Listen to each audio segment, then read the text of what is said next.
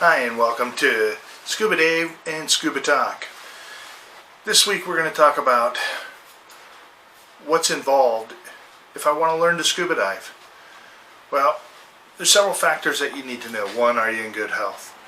Two, is it something that I really want to do?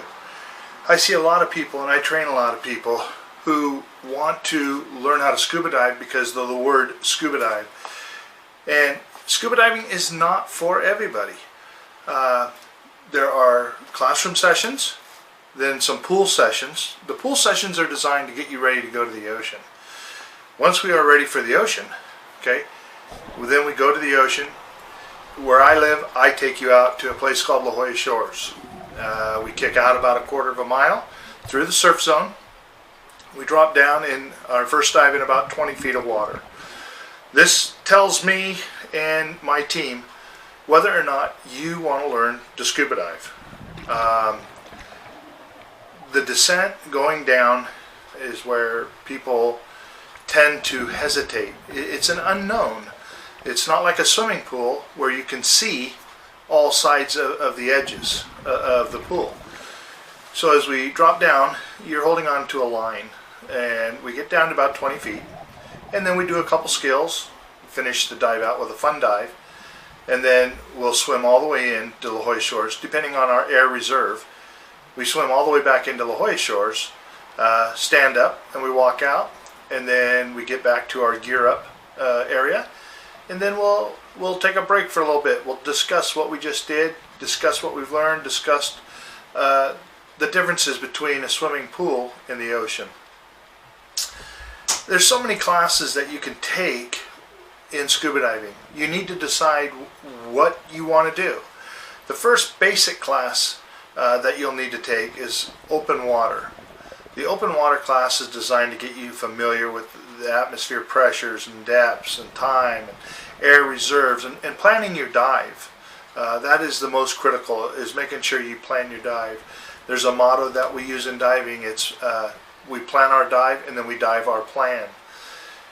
If you follow the rules to diving, you should be okay. I say the only word should is because there are some unknowns that can always happen.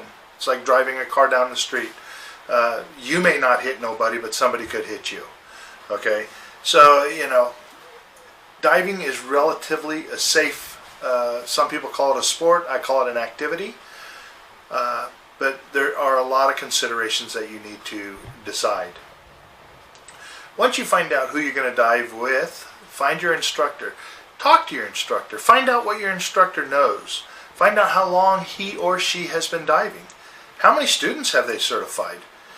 I am a PADI instructor. PADI stands for Professional Association of Diving Instructors, is what PADI stands for. PADI is worldwide. You could go any country, anywhere in the world, and people are going to know PADI. There are other organizations out there. You have SSI, and you have, that's the only one that comes to my head, right off the top of my head. NAUI is another popular dive organization. When you go and you decide, okay, I want to learn, okay, how far do you want to go? Do you want to just learn the basics? The basics of open water diving, we train you to 60 feet. If you go beyond 60 feet and you're only what we call an open water diver, you're on your own, okay? Basically, in the dive class, we're teaching you self-rescue. If you run out of air, how to do a CISA properly, how to share air with your buddy, how to dump your weights if the situation arises. We teach you how to exit a boat, how to do the giant stride, how to get back onto the boat. So there's a lot of basic steps before you progress. If you want to learn to night dive, deep dive is going all the way to 130 feet. 130 feet is max recreational diving. A lot of people have the misconception of thinking, well, I'm an open water diver. Why can't I go all the way down to 130 feet? There's a lot more to it. There's a lot more gear you may want to take with you, a lot more responsibility the deeper you go. And I got to be honest with you, at most resorts, you're probably going to stay within about that 40 to 60 foot range. The only time you really want to go deep, and I stress this a lot to my students, is when there is absolutely something there that you want to see. I enjoy wreck diving, so there are times I go down to 100 feet to look at a wreck. I have gone to Micronesia and dove the wrecks in Truck Lagoon. Most of those sit between, I'm going to say about 80 feet and 120 feet. But you're prepared for those dives, you are geared for those dives, and you have trained personnel that goes with you on those dives. So there's more to it. But let's get back to the open water that we're talking about, the training.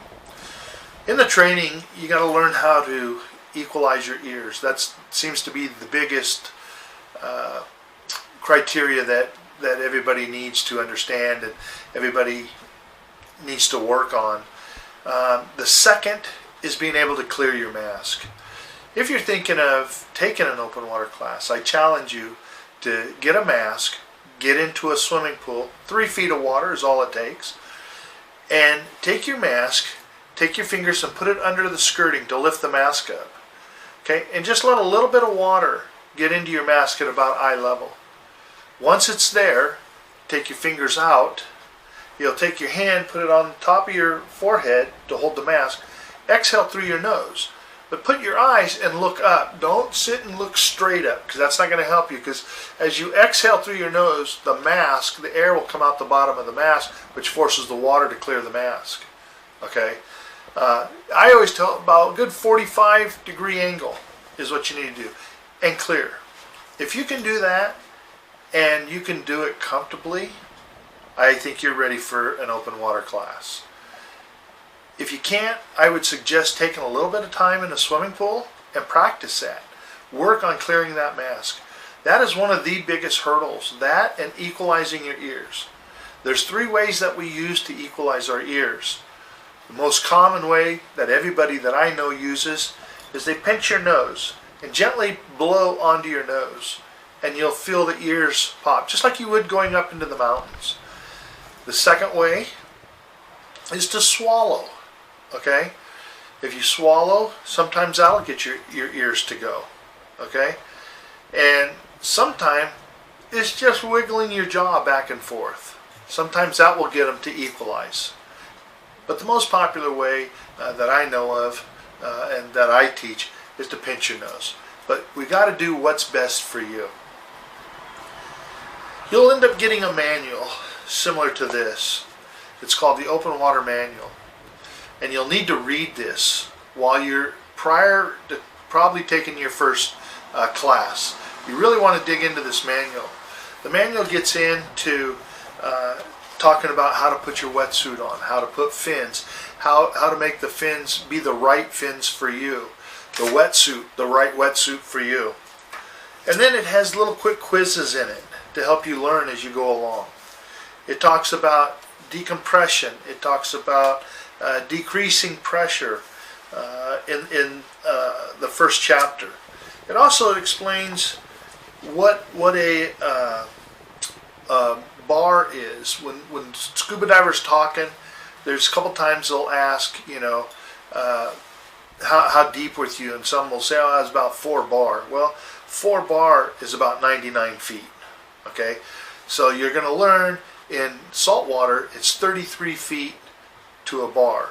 Okay, same as in a lake. In freshwater it's 32 feet to a bar.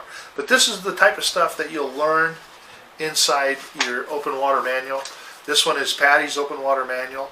Okay, and it's the latest one. It's the one that's being taught. But these are tips and suggestions that I feel that you should be doing prior to your first classroom session. Talk with your instructor. Your instructor will be more than happy to guide you.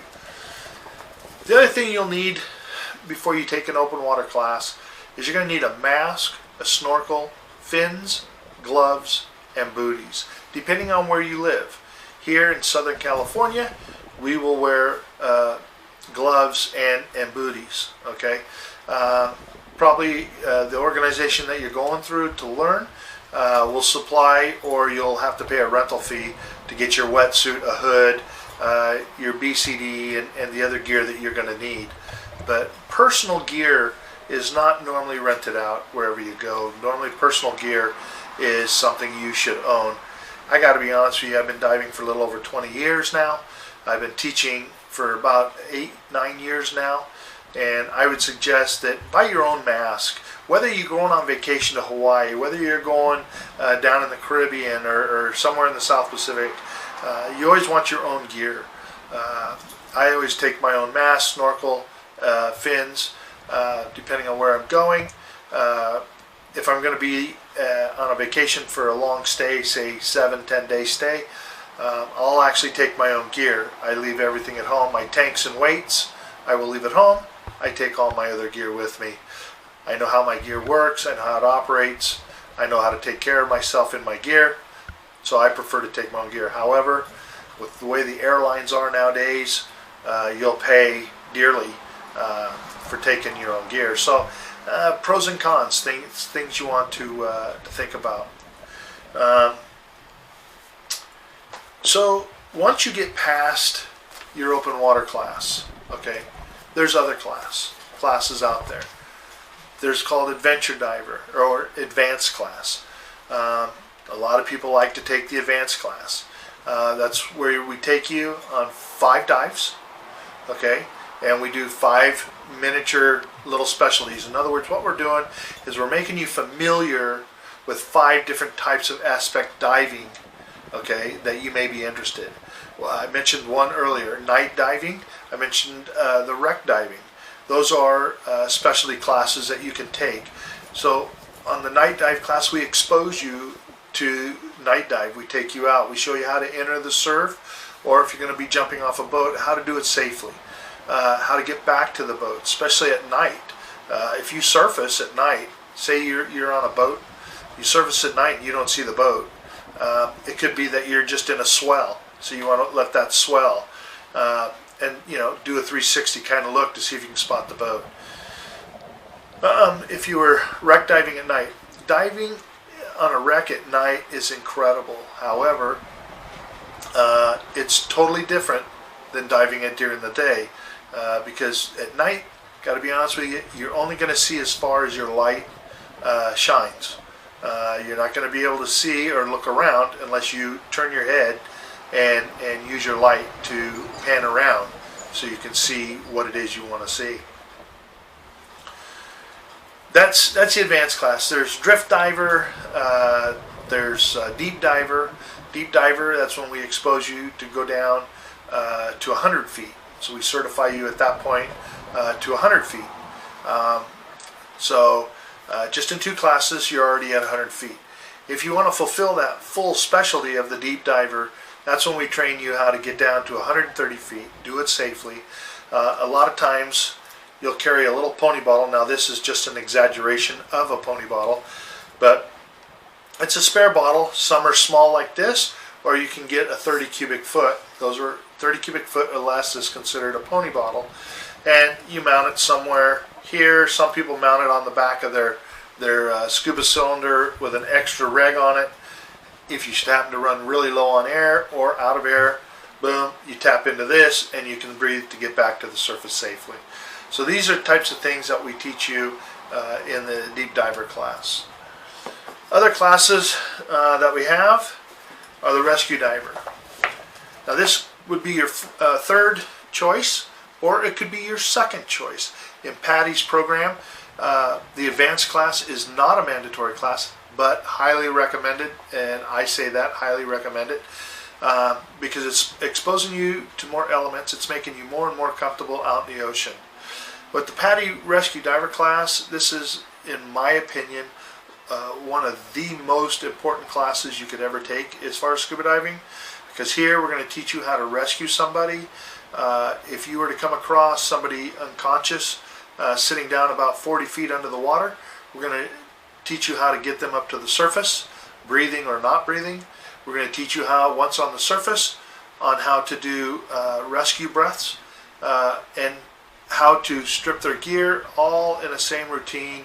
We're going to teach you as best we can on how to get your patient or victim, however you want to look at that, either back to the boat or get them to shore or get them some help, okay, as fast as possible. And that's what the rescue class is about. Again, I feel that this should be a part of the open water class. However, it would make it a really, really long class. I don't know how many people would do it, but I would suggest everybody take the PADI Rescue Diver class. After that class, if you're wanting more, you like what your instructor did, you liked what his dive masters did, how they helped people, they geared up people.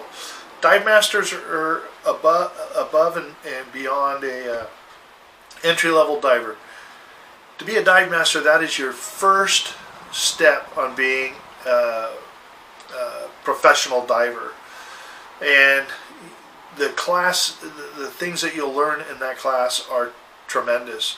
You'll learn how to interact with the people, with new people learning how to dive, keeping an eye on your dive buddies, or in a class setting, helping the instructor keep an eye on students.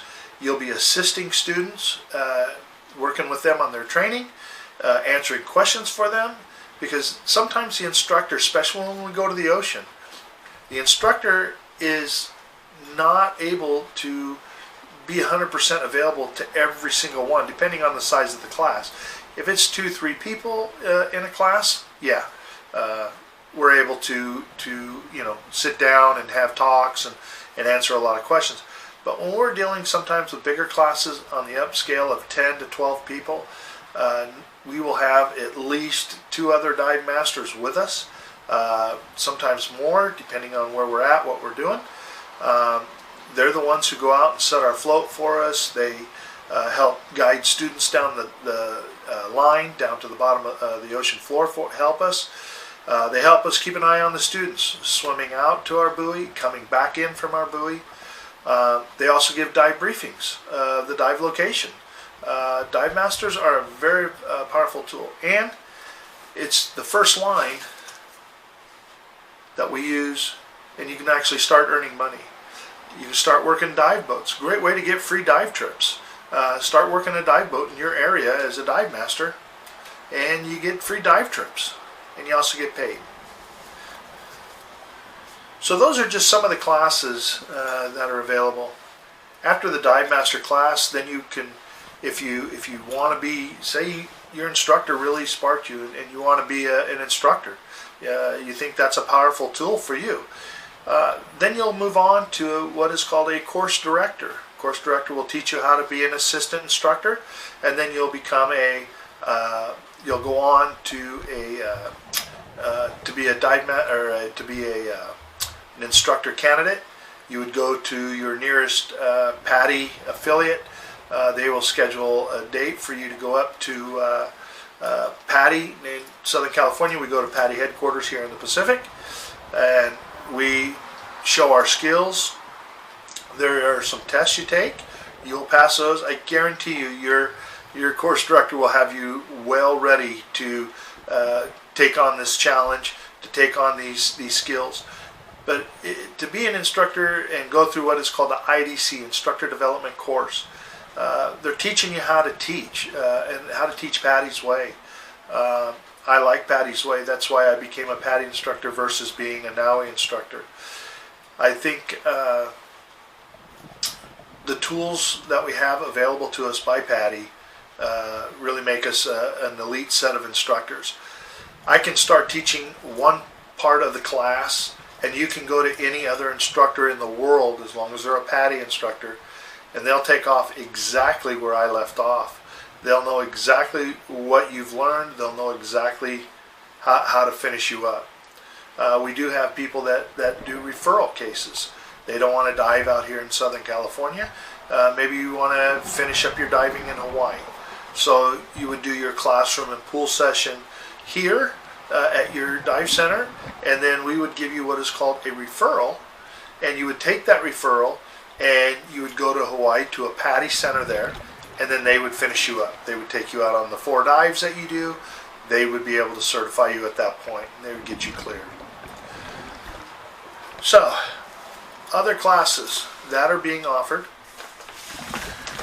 It's highly recommended that when you are thinking of being just a PADI scuba diver or PADI open water diver, okay, there is an organization called DAN. It's called Divers Alert Network, that I highly promote and I highly recommend.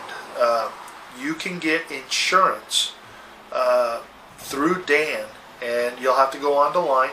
It's www.diversalertnetwork.com, and they can get you the information, tell you about the yearly plan. I don't know the exact prices of the plan anymore. I haven't looked them up. I think I pay $50 a year for my plan, and it works for me. But they help provide, if you have a diving accident, they do help pay the medical bills or whatever it is you might need, depending on the basis of your plan. They even have gear replacement. So if you have their insurance plan and you damage a piece of your gear while diving or lose it, okay, they will help reimburse you whatever the plan specifies. That's what they'll help you with. Great organization. Also, there's a phone number out there. I will give that to you shortly, that you can call. Say you come back from a dive and you're just not feeling it. Something's not right. You can call the phone number to Dan. You will actually talk to a real doctor, a diving professional doctor who can answer whatever medical question that you have. It's a great resource. I recommend when my students, I always make them put that phone number in their cell phones so they have it, and that's free. You can call them and talk to them anytime you like. That is not a charge, okay? And that phone number is 1-919-684-9111, and that's Divers Alert Network. Okay. There are a couple other classes that you might want to take, or you might be interested in taking, along with the first aid.